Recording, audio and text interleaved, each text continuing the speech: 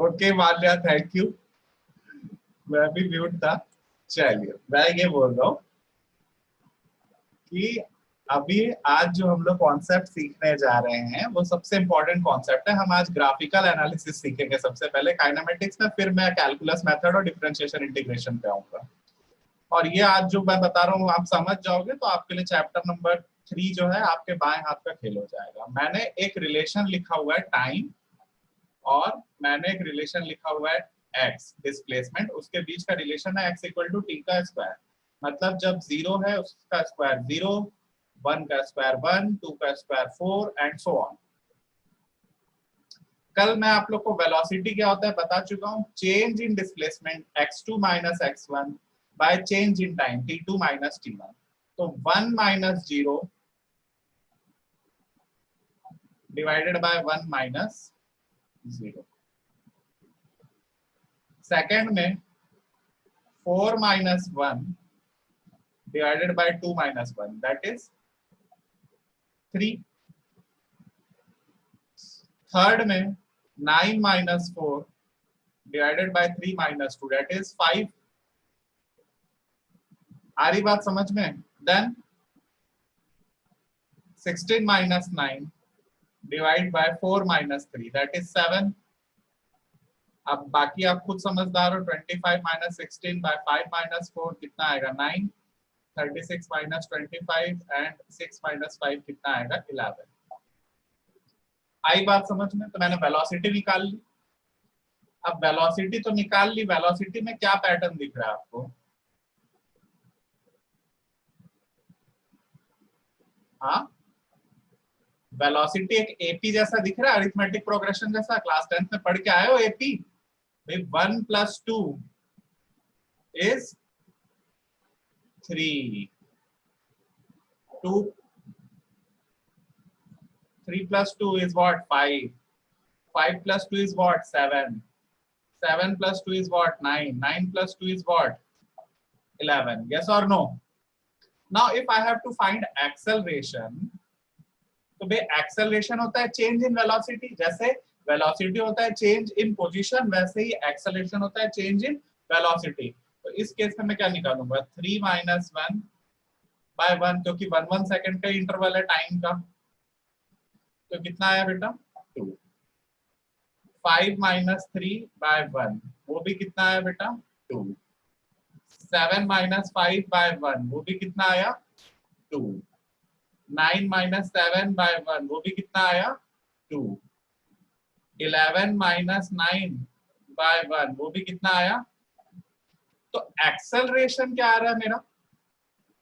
हर बार acceleration की value क्या आ रही है? 2 2 2 एंड 2। डिस्प्लेसमेंट क्या हो रहा है? चेंज हो रहा है। 0 से हुआ 1, 1 से हुआ 4, 4 से हुआ 9, 9 से हुआ 16, 16 से हुआ 25, 25 से हुआ 36। वेलोसिटी भी बढ़ा, 1 से हुआ 3, 3 से हुआ 5, 5 से 7, 7 से 9, 9 से 11। लेकिन ये स्पेशल है, ये कैसा है? एपी में है। ये कैसा है? एपी। लेकिन एक्सेलरेशन मेरा क्या आ रहा है? एक्सेलरेशन मेरा क्या आ रहा है? कांस्टेंट। तो कॉन्सेप्ट क्या बनता है? चलो कॉन्सेप्ट, यूनिफॉर्म एक्सेलरेशन।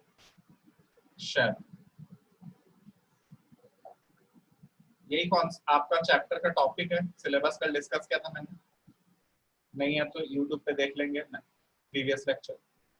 तो यूनिफॉर्म एक्सेलरेशन के लिए जो डिस्प्लेसमेंट होता है वो टाइम का स्क्वायर होता है, जो वेलोसिटी होता है वो लाइन एक अरिथमेटिक प्रोग्रेशन के जैसे होता है, और जो एक्सेलरेशन होता है वो क्या होता है?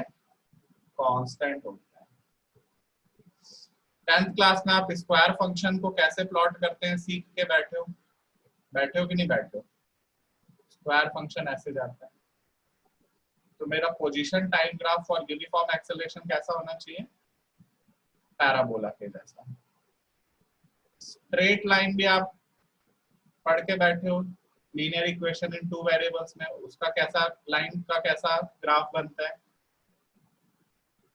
और acceleration time graph, acceleration is constant ना, एक्सेलरेशन इज नॉट चेंजिंग ना, acceleration is always 2 ना, in previous case it is always coming as 2, इसलिए मेरा acceleration ग्राफ कैसा आया, कांस्टेंट।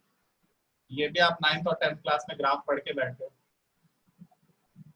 आई बात समझ में? कल मैंने बताया था लास्ट क्लास में, लास्ट टू लास्ट क्लास में, उसको फिर से आपको ध्यान रखना है, अपने दिमाग में मन मंदिर में बैठा के रखना है। क्या मन मंदिर में बैठा के रखना है? सबने हिस्ट्री पढ़ी हुई है, पढ़ी है ना? बाबर था, मुगल वंश वाला बाबर, उसका बेटा कौन था? हुमायूं। उसका बेटा कौन था? Akbar the great. तो अकबर का फादर कौन? हुमायूं। और हुमायूं का फादर कौन? बाबर। आ रही बात समझ में? सेम कॉन्सेप्ट हम डिस्प्लेसमेंट पे लगाएंगे। डिस्प्लेसमेंट का बेटा, मतलब डिस्प्लेसमेंट को टाइम से डिवाइड करने पे मिलता है क्या? वेलोसिटी। वेलोसिटी का बेटा, वेलोसिटी को टाइम से डिवाइड करने पे मिलता है क्या? एक्सेलरेशन। तो अगर अकबर हुमायूं का बेटा है तो हुमायूं अकबर का क्या हुआ? फादर। तो अगर एक्सेलरेशन वेलोसिटी को टाइम से डिवाइड करने पे मिल रहा है तो वापस मैं एक्सेलरेशन को टाइम से मल्टीप्लाई करूंगा, क्या मल्टीप्लाई करूंगा, तो मेरे को क्या मिलेगा? वेलोसिटी। वैसे वेलोसिटी को अगर मैं टाइम से मल्टीप्लाई करूंगा तो क्या मिलेगा मेरे को? डिस्प्लेसमेंट। ये भाई अगर तुम रट डाले तो तुम्हारा सारा आधा मुसीबत जो है वो खत्म हो जाएगा। इसको अपने दिमाग में बैठा लो। आई बात समझ में? Displacement by time gives velocity, velocity by time gives acceleration. So acceleration multiplied by time will give back velocity, velocity multiplied by time will give back displacement. This concept should be remembered like Babar, Humayun and Akbar. Okay, चलिए next concept. पहला तो concept number 1 बनाया मैंने uniform motion का, x की value t square, v की value t, तो a की वैल्यू कांस्टेंट या t की पावर 0। आपको पता है एनीथिंग की पावर 0 1 होता है, that is a constant. Concept number 2 कि एक्सेलरेशन, वेलोसिटी और डिस्प्लेसमेंट में क्या रिलेशन है? तो डिस्प्लेसमेंट को टाइम से डिवाइड करते हैं तो वेलोसिटी मिलती है, वेलोसिटी को टाइम से डिवाइड करते हैं तो एक्सेलरेशन मिलता है। सिमिलरली एक्सेलरेशन को टाइम से मल्टीप्लाई करेंगे तो वेलोसिटी मिलेगी, वेलोसिटी को टाइम से मल्टीप्लाई करेंगे तो डिस्प्लेसमेंट मिलता है। Concept number 2, mister number 2। और एक बात बता दूं, फिर से अभी क्लास बंद होगी, 5 मिनट के ब्रेक के बाद फिर पढ़ाऊंगा। आज 1 घंटे क्लास रहेगी डेली, अभी जब तक आपका यूनिट टेस्ट की कोर्स मैं कंप्लीट नहीं कर देता हूँ। 5 मिनट बाद खुद से जल्दी से ज्वाइन कर लेंगे क्लास को, मैं स्टार्ट कर दूंगा फिर। Concept number 3, very important, this is the most important, very important, ठीक है? डिवीजन। Division means slope. क्या? Division means slope. मल्टीप्लिकेशन, क्या? Multiplication means area. डिवीजन मतलब स्लोप, मल्टीप्लिकेशन मतलब एरिया। कुछ समझ में नहीं आया सर? चलो समझते हैं क्या बोल रहा हूं मैं अगर पोजीशन टाइम ग्राफ बनाऊं, क्या बना रहा हूं मैं? पोजीशन टाइम ग्राफ, ऐसा कुछ स्ट्रेट लाइन जैसा मैंने मान लिया थोड़ी देर के लिए। तो भाई टाइम t1 पे पोजीशन उसकी क्या है? x1। टाइम t2 पे पोजीशन उसकी क्या है? x2। यस और नो? तो चेंज इन पोजीशन क्या होगा? x2 minus x1। Change in time क्या होगा? t2 minus t1। तो स्लोप इज इक्वल टू होता है किसी भी ट्रायंगल का tan थीटा। तो यहाँ पे इस ट्रायंगल में अगर मैं tan थीटा निकालूं तो इसका tan थीटा क्या होगा, x2 minus x1 divided by t2 minus t1। क्या बोला मैंने, डिवाइडेड बाय, ये क्या है, क्या है ये, what is this, this is division sir. यही तो कॉन्सेप्ट बोला भाई कि डिवीजन अगर दिखे तो वो क्या है, स्लोप। मतलब अगर x बाय टी है तो उस ग्राफ का स्लोप मेरे को क्या देगा, क्या देगा, वेलोसिटी। अगर v बाय टी है तो उस ग्राफ का स्लोप वेलोसिटी बाय टाइम मेरे को क्या देगा, एक्सेलरेशन। आ रही बात समझ में? नहीं आया सर समझ में, चलो उसको फिर से बताता हूँ।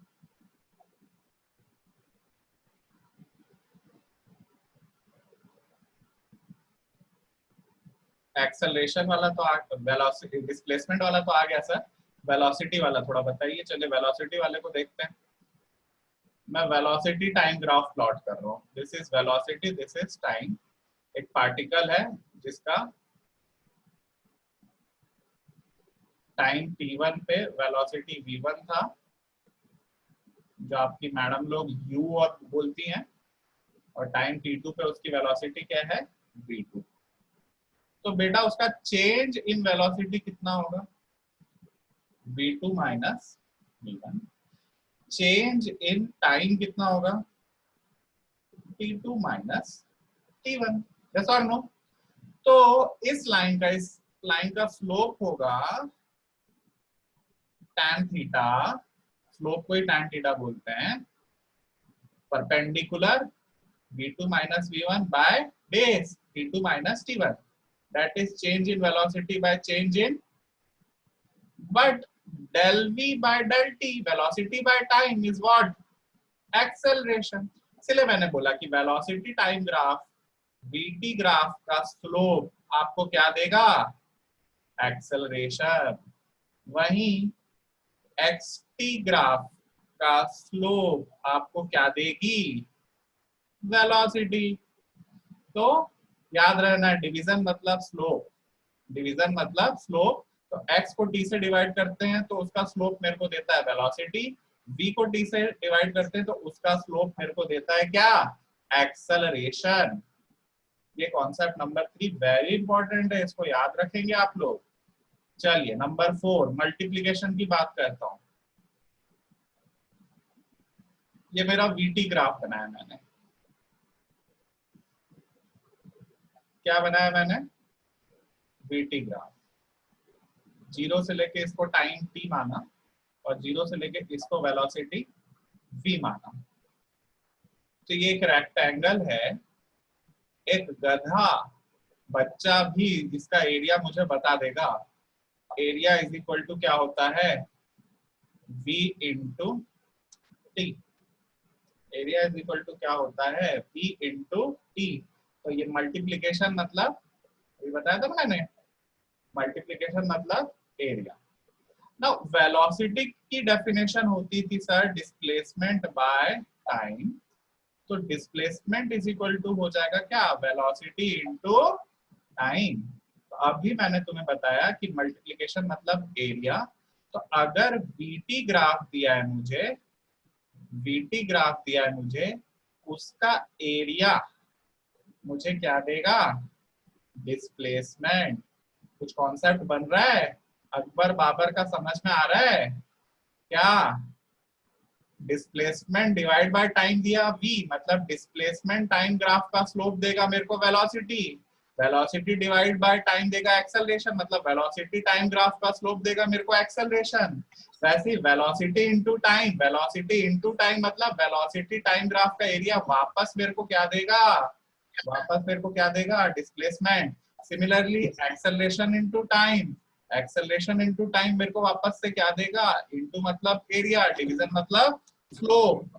तो यही कॉन्सेप्ट में अगर एक्सेलरेशन के लिए बनाऊं, एटी ग्राफ बनाऊं, तो अगर कुछ ऐसा एटी ग्राफ दिया है मुझे, तो मैं इजी बता रहा हूँ, बाद में मैं इसको टफ करूंगा। तो फिर से अगर ये टाइम t होता और ये एक्सेलरेशन a होता, तो मेरे को पता है कि इसका एरिया होगा a इंटू टी, लेकिन मेरे को तो पता है कि एक्सेलरेशन होता है वेलोसिटी बाय टाइम, तो वेलोसिटी क्या होता है acceleration into time. Eighty graph का एरिया, प्लीज म्यूट कर देंगे जो भी कूद फांद मचा रहे हैं, प्लीज म्यूट करिए, मैं तो मैं ही म्यूट कर देता हूँ सबको।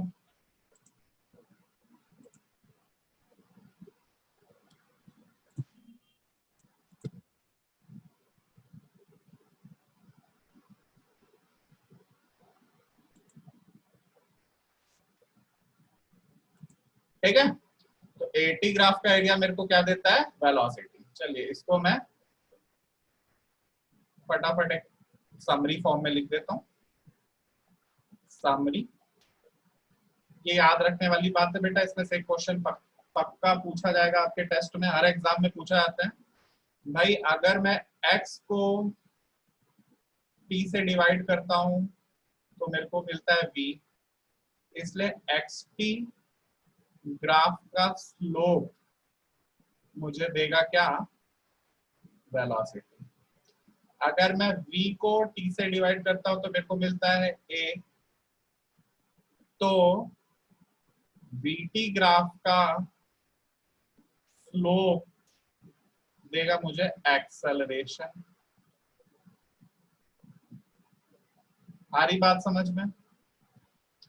वहीं अगर मैं वेलोसिटी को टाइम से मल्टीप्लाई करता हूं तो वापस मेरे को क्या मिलता है डिस्प्लेसमेंट, मतलब वीटी ग्राफ का एरिया मेरे को देता है क्या डिस्प्लेसमेंट। वहीं अगर मैं एक्सेलरेशन को टाइम से मल्टीप्लाई करता हूं तो वापस मिलेगा वेलोसिटी, तो एटी ग्राफ का एरिया देगा मुझे क्या वेलोसिटी। तो यहां पर आप एक चीज देख सकते हैं कि वीटी ग्राफ जो है मोस्ट इंपॉर्टेंट है। क्यों मोस्ट इंपॉर्टेंट है? मोस्ट इंपॉर्टेंट, यहाँ पे हुमायूं जो है मोस्ट इंपॉर्टेंट है, वो अकबर से भी कनेक्टेड है डायरेक्टली और वो बाबर से भी कनेक्टेड है डायरेक्टली। यहाँ पे वेलोसिटी जो है एक्सेलरेशन से भी कनेक्टेड है और डिस्प्लेसमेंट से भी कनेक्टेड है। तो वेलोसिटी से अगर आगे जाना है मेरे को, टाइम से डिवाइड करूंगा तो मुझे क्या मिलेगा एक्सेलरेशन।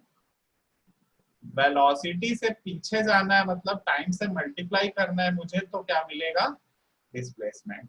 तो वेलोसिटी टाइम ग्राफ का ही एरिया मुझे डिस्प्लेसमेंट देता है और वेलोसिटी टाइम ग्राफ का ही स्लोप मुझे एक्सेलरेशन देता है। डिस्प्लेसमेंट से मैं सिर्फ आगे जा सकता हूं डिवाइड बाय टाइम करके, इसलिए डिस्प्लेसमेंट टाइम ग्राफ का सिर्फ स्लोप इंपॉर्टेंट है। वहीं एक्सेलरेशन से सिर्फ मैं पीछे आ सकता हूं टाइम से मल्टीप्लाई करके, इसलिए एक्सेलरेशन टाइम ग्राफ का सिर्फ एरिया इंपॉर्टेंट है। एटी ग्राफ का सिर्फ एरिया इंपॉर्टेंट है, एक्सटी ग्राफ का सिर्फ स्लोप इंपॉर्टेंट है, लेकिन वीटी ग्राफ का स्लोप एक्सेलरेशन देता है आगे जाते हैं और एरिया डिस्प्लेसमेंट देता है पीछे आते हैं। भाई इतना कॉन्सेप्ट आपके मन मंदिर में बैठ जाना चाहिए, अपने दिमाग में ये कॉन्सेप्ट बैठा लो, अच्छे से रट डालो इसको। यूट्यूब पे जैसी लिंक भेजूंगा उसको अपनी कॉपी में नोट डाउन करेंगे इस चीज को। चलिए आगे चलते हैं हम। अब आपके सामने एक ग्राफ दिया मैंने, ठीक है, रेड ब्लू एंड ग्रीन, आपको दिख रहा है रेड ब्लू और ग्रीन। तो अगर आप देखो एक्स में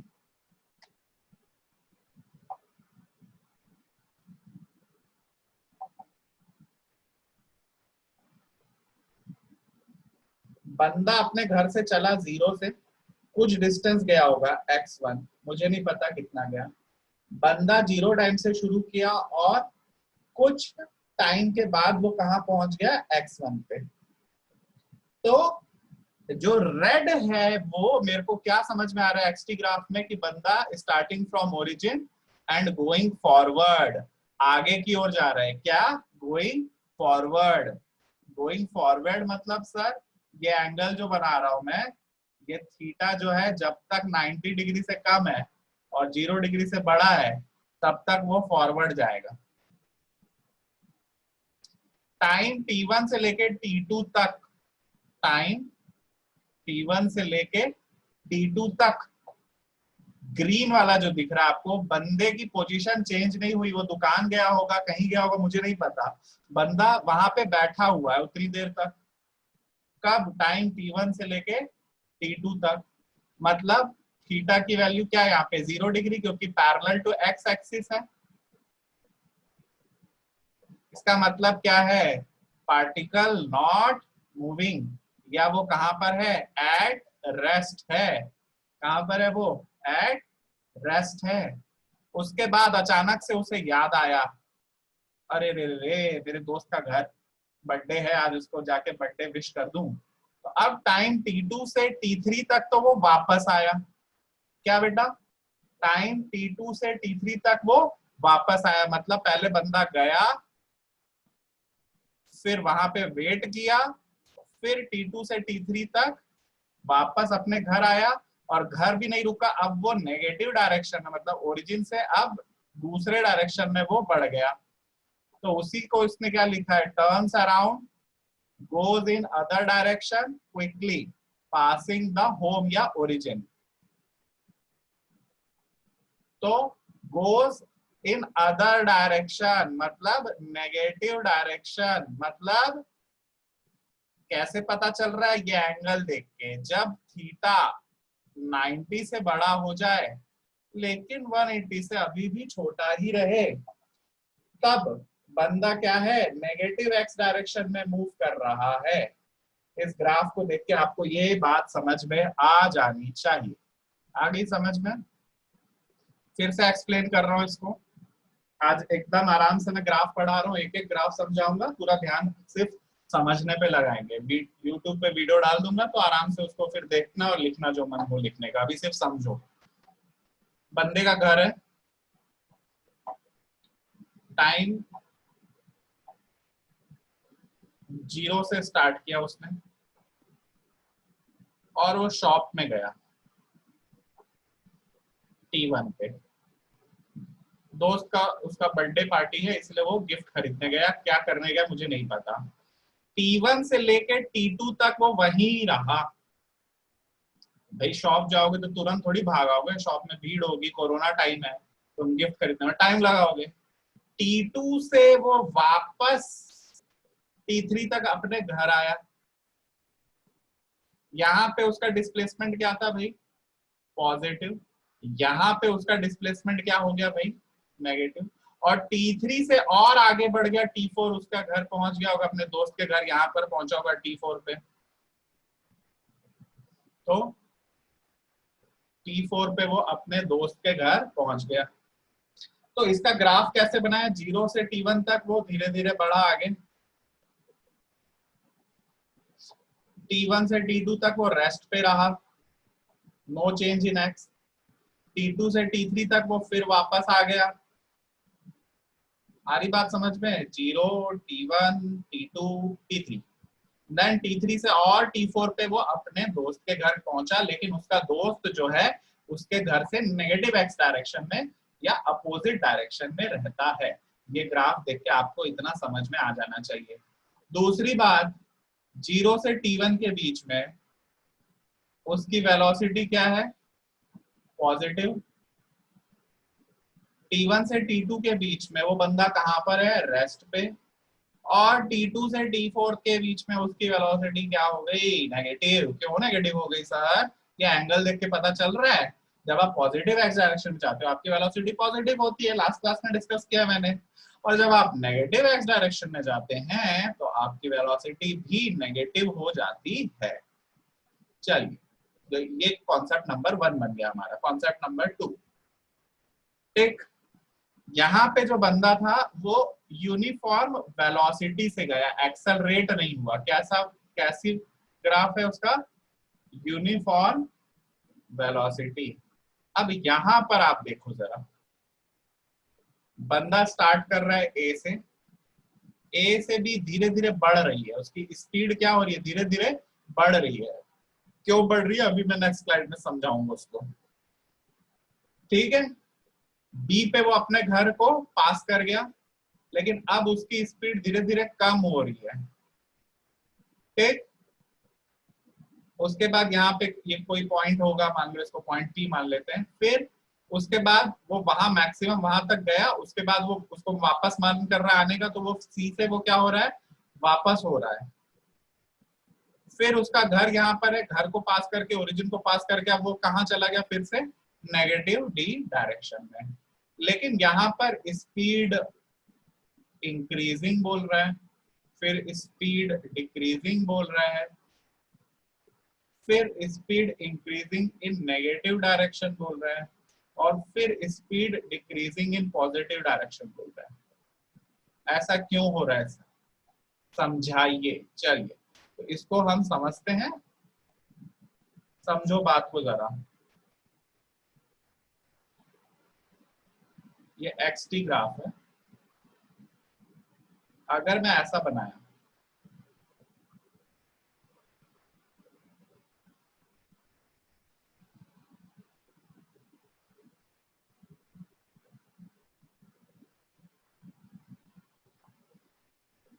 इक्वल टाइम इंटरवल में,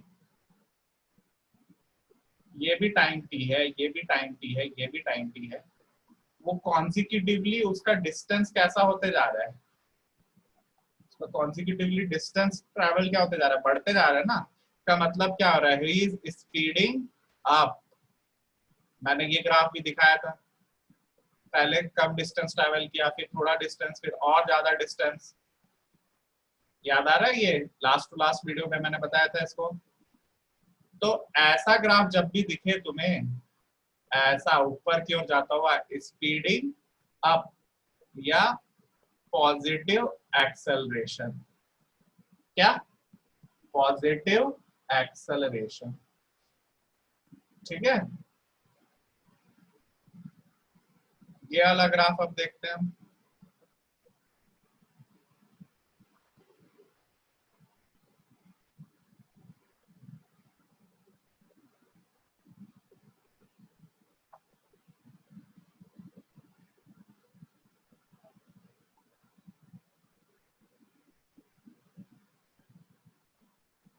अब अगर तुम समझदार हो तो फिर से मैं अगर इक्वल टाइम और इक्वल टाइम देख रहा हूँ, तो पहले टाइम इंटरवल में वो ज्यादा डिस्टेंस ट्रैवल किया, फिर थोड़ा कम, और फिर बहुत ही कम। यार तुम चल रहे हो, अचानक से तुम्हारे सामने एक सांड दिख गया, गुस्से में सांड, तो क्या करोगे तुम, अपनी स्पीड कम करोगे कि नहीं करोगे। तो एक्स-टी ग्राफ अगर तुम्हें ऐसा दिखता है, तो ये किसका निशानी है, स्लोइंग डाउन का।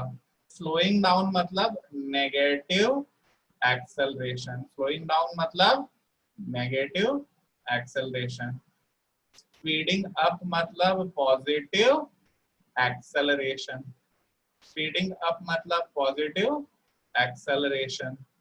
तो इस ग्राफ में अगर आप देखो, हाँ, इस ग्राफ को अब अगर आप ध्यान से देखते हैं, देखिए ध्यान से ग्राफ को, ए से बी में ग्राफ कैसा चढ़ रहा है मेरा, इसके जैसा चढ़ता दिख रहा है, स्पीडिंग अप, यस और नो। इसलिए ए टू बी क्या हुआ, increasing speed, speed is increasing, acceleration is,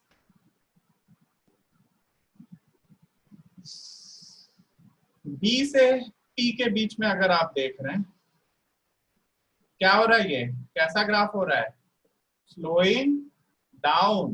इसलिए तो उसने लिखा है ग्रेजुअली स्लोइंग, इसलिए एक्सेलरेशन क्या मानूंगा मैं, एक्सेलरेशन क्या मानूंगा अब मैं, नेगेटिव, यस और नो।